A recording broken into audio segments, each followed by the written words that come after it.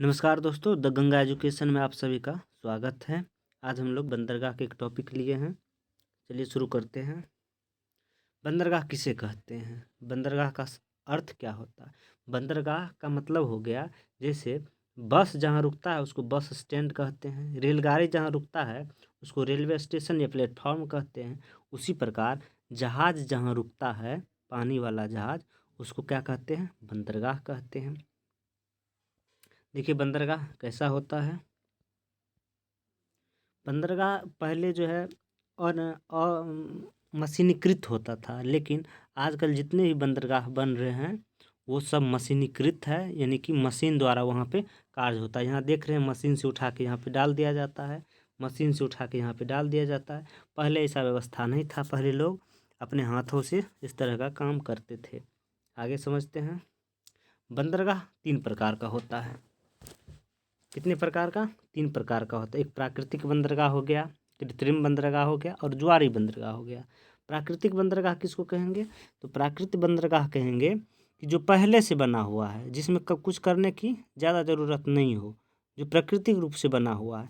कृत्रिम बंदरगाह में हो गया कि कृत्रिम रूप से मिट्टी भरा गया और उसे बनाया गया, वही कृत्रिम बंदरगाह हो गया। ज्वारी बंदरगाह क्या हुआ? तो ज्वारी बंदरगाह हुआ जब समुद्र की लहरें बंदरगाह के ऊपर तक चढ़ जाती है, तो वहीं ज्वारी बंदरगाह हो गया। जैसे ज्वारी बंदरगाह का उदाहरण देख लीजिए, कांडला बंदरगाह ज्वारी बंदरगाह है। बस भारत में एक ही ज्वारी बंदरगाह है। आगे समझते हैं कि भारत का पड़ोसी देश में कौन कौन सा बंदरगाह है, क्योंकि इसे प्रश्न पूछा जाता है। देखिए सबसे पहले यहाँ पे म्यांमार समझते हैं। म्यांमार में एक बंदरगाह है, इसको ध्यान रखिएगा। म्यांमार में कौन सा बंदरगाह? सितवे बंदरगाह है। सितवे बंदरगाह है जो कि चीन उस पर अपना आधिकारिक रूप से वहाँ निर्माण कर रहा है। और उसके बाद एक बंदरगाह यहाँ समझ लीजिए बांग्लादेश में है।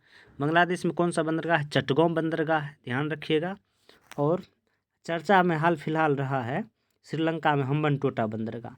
हम्बनटोटा बंदरगाह का निर्माण चीन कर रहा था। चीन बना दिया, लेकिन वहाँ पे उतना फ़ायदा श्रीलंका को नहीं हुआ, जिसके कारण जो है हम्बनटोटा बंदरगाह को 99 साल के लीज पर कौन ले लिया है? चीन ले लिया है। अब एक और बंदरगाह जो कि मालदीव में है, उस बंदरगाह का नाम है सिफारू बंदरगाह। सिफारू बंदरगाह जो है चीन के देखा देखी के कारण भारत वहाँ पे निर्माण कर रहा है। और सिफारू बंदरगाह कौन निर्माण कर रहा है? भारत कर रहा है। $300 मिलियन दे के वहाँ पे निर्माण कर रहा है, क्योंकि चीन यदि भारत यहाँ निर्माण नहीं करता तो चीन आके यहाँ पे निर्माण करता, फिर चीन यहाँ व्यापार में उसका योगदान हो जाता। अब एक बंदरगाह देखते हैं पाकिस्तान में, जो बहुत चर्चा में रहता है। उस बंदरगाह का नाम है क्या कहते हैं? ग्वादर बंदरगाह। कौन सा बंदरगाह है? ग्वादर बंदरगाह, जो कि चीन निर्माण कर रहा है और सीपेक के माध्यम से यहाँ से व्यापार करेगा। और दूसरा बंदरगाह उसी के देखा देखी में भारत कहाँ कर रहा है, मतलब निर्माण कर लिया है, वो है चाबहार बंदरगाह। कहाँ है? ईरान में है। अब इसको याद कैसे रखिएगा, आगे इसके दूसरे मैप से हम समझते हैं। सितवे बंदरगाह कहाँ है? म्यांमार में है। चटगांव कहाँ है? चटगांव है बांग्लादेश में। हम्बनटोटा बंदरगाह कहाँ है? श्रीलंका में है, जो चीन निर्माण कर रहा है। सिफारू बंदरगाह कहाँ है? मालदीव में है, जो भारत निर्माण कर रहा है। कराची तो बंदरगाह जानते ही पाकिस्तान में है। और ग्वादर बंदरगाह जो चीन निर्माण कर रहा है, कहाँ है? पाकिस्तान में, यहाँ पर है। उसी के 100-150 किलोमीटर दूर है चाबहार बंदरगाह। चाबहार बंदरगाह ईरान में है, जो कि भारत निर्माण कर रहा है, क्योंकि भारत यहाँ से व्यापार जो है चाबहार के थ्रू मिडिल ईस्ट देश में कर सकता है। मतलब हो Kazakhstan, Kyrgyzstan, Tajikistan, Turkmenistan, Uzbekistan, जितना भी देश है, रूस या मध्य यूरोप, वहाँ पे व्यापार इसके माध्यम से कर सकता है।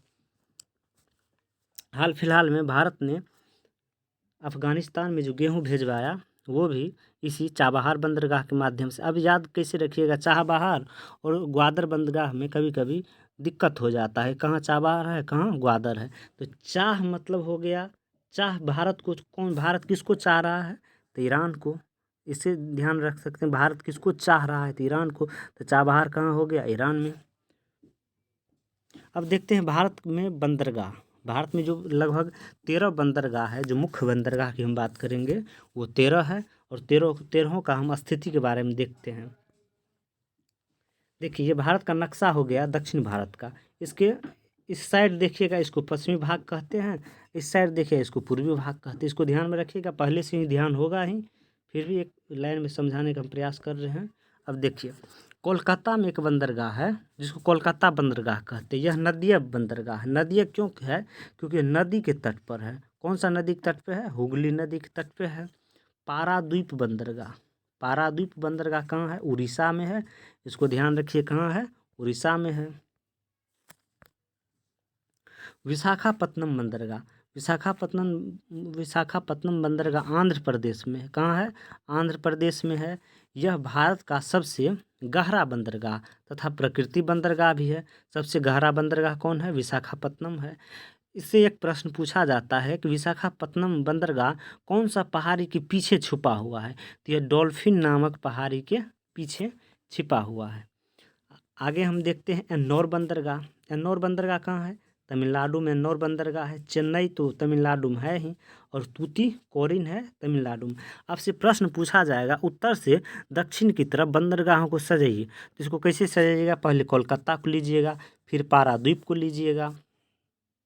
यहाँ से इसको हम एक बार डिलीट मार देते हैं।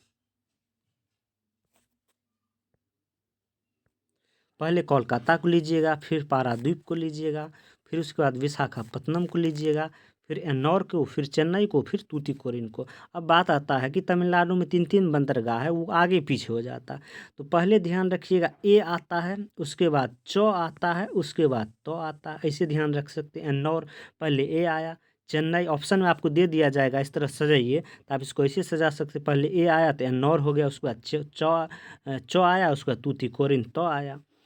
तूतीकोरिन बंदरगाह को और दूसरा नाम भी दिया गया है, जिसको चिदम्बरान बंदरगाह भी कहा जाता है।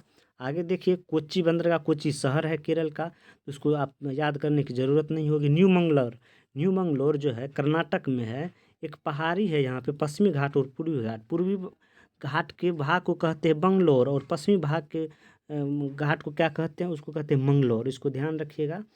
न्यू मंगलोर बंदरगाह है। मरमम गोवा, गोवा का ही, इसको याद करने की ज़रूरत नहीं, क्योंकि मरमम गोवा, गोवा लगा है तो गोवा में ही होगा। न नेवा सेवा बंदरगाह, नेवा सेवा बंदरगाह जो है मुंबई बंदरगाह के सहयोग करने के लिए बंदरगाह बनाया गया। नेवा सेवा को दूसरा नाम है जवाहरलाल नेहरू बंदरगाह। आप इसको इसे याद रख सकते हैं। अब देखिए, मुंबई बंदरगाह, मुंबई बंदरगाह जो है भारत का सबसे व्यस्त बंदरगाह है। कौन है सबसे व्यस्त और सबसे बड़ा बंदरगाह भी? कौन है? मुंबई, क्योंकि यहाँ से आयात निर्यात सबसे ज़्यादा होता है। अब एक बंदरगाह है कांडला बंदरगाह। कांडला बंदरगाह कहाँ है? यह गुजरात में, यहाँ देख सकते हैं। इसको हम ज्वारीय बंदरगाह भी कहते हैं इसको, और मुक्त व्यापार क्षेत्र का भी बंदरगाह कहते हैं। तो ज्वारीय बंदरगाह इसको क्यों कहते हैं? क्योंकि समुद्र की लहरें जब उठती है तो यह इसके ऊपर तक आ जाती है। इससे पहले हम बताए थे ज्वारीय बंदरगाह क्या होता है। अब इससे रिलेटेड कुछ प्रश्न है, और उसको देखिए और उसको बनाइए, क्या आता है या नहीं आता है। चलिए शुरू करते हैं। विश्व का पतन किसे कहा जाता है? तो विश्व का पतन, जो कहवा पतन, सॉरी, विश्व का कहवा पतन किसे कहा जाता है? वो कहा जाता है सेंटोस को। सेंटोस कहाँ है? ब्राज़ील में है। आगे प्रश्न, किस बंदरगाह का नाम बदलकर पी चिदम्बरम बंदरगाह कर दिया गया है? तभी किए थे तूतीकोरिन बंदरगाह का, जो कहाँ है? तमिलनाडु में है। ध्यान रखिएगा, तूतीकोरिन बंदरगाह कहाँ है? तमिलनाडु में है। विश्व के सर्वाधिक व्यस्त पत्तन की उपाधि किसे मिली है? तो विश्व का सबसे सर्वाधिक पत्तन कौन है? न्यूयॉर्क है। और भारत का सबसे, तो भारत का सबसे हो जाएगा मुंबई हो जाएगा। निम्नलिखित में कौन गुजरात का बंदरगाह कस्बा नहीं है? तो गुजरात में ओखा भी एक बंदरगाह, छोटा बंदरगाह है। पोरबंदर भी बंदरगाह है, वेरावल भी बंदरगाह, जबकि जामनगर नहीं है। जामनगर तेल शोधक कारखाना है, यहाँ तेल का शोधन होता है। कौन कर रहा है? तो रिलायंस कर रहा है। आगे देखिए, भारत का कृत्रिम बंदरगाह कौन सा है? तो भारत का कृत्रिम बंदरगाह है चेन्नई। इसको ध्यान रखिएगा, बहुत बार पूछा जाता है भारत का कृत्रिम बंदरगाह कौन है? चेन्नई है, जिसको मद्रास के पहले नाम से जाना जाता था। भारत का वह कौन सा बंदरगाह है जिसे मुक्त व्यापार क्षेत्र कहा जाता है? तो मुक्त व्यापार क्षेत्र अभी बताए थे, कांडला कहा जाता है। कांडला का स्थापना एक चीज़ ध्यान रखिएगा 1930 ईस्वी में किया गया था, लेकिन वो उसको चालू नहीं किया गया। जब पाकिस्तान जब भारत से अलग हुआ तो पहले कराची भारत में का ही हिस्सा था, लेकिन पाकिस्तान अलग हो गया, जिसके कारण वो कराची बंदरगाह, इसको हम मैप के माध्यम से समझते हैं।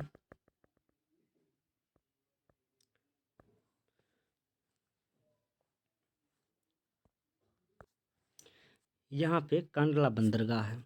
कांडला बंदरगाह का स्थापना 1930 ईस्वी में किया गया था, लेकिन उसको चालू नहीं किया गया। और बगल में यहाँ पे देखिएगा कराची बंदरगाह है। तो पहले व्यापार जो होता था, कुछ भी आता था इस समुद्र तट पे, इस बंदरगाह पे, तो जैसे हो गया पंजाब क्षेत्र हो गया, राजस्थान हो गया, जम्मू कश्मीर हो गया, इसी क्षेत्र से व्यापार, इसी क्षेत्र से सामान इधर पहुँचता था।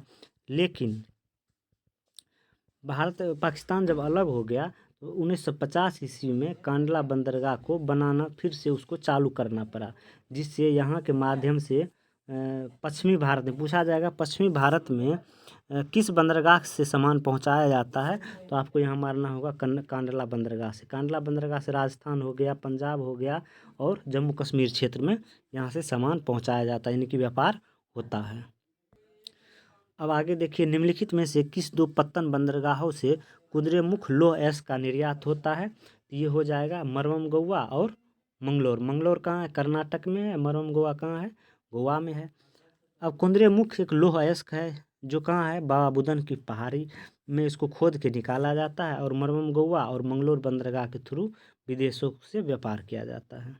अगला प्रश्न देखिए, निम्नलिखित विकल्पों में से भारत का सबसे व्यस्त अंतर्राष्ट्रीय बंदरगाह कौन है? तो भारत का सबसे ज़्यादा व्यस्त बंदरगाह कौन है? मुंबई हो जाएगा। इतना देखने के लिए बहुत बहुत धन्यवाद। चैनल को सब्सक्राइब कीजिए।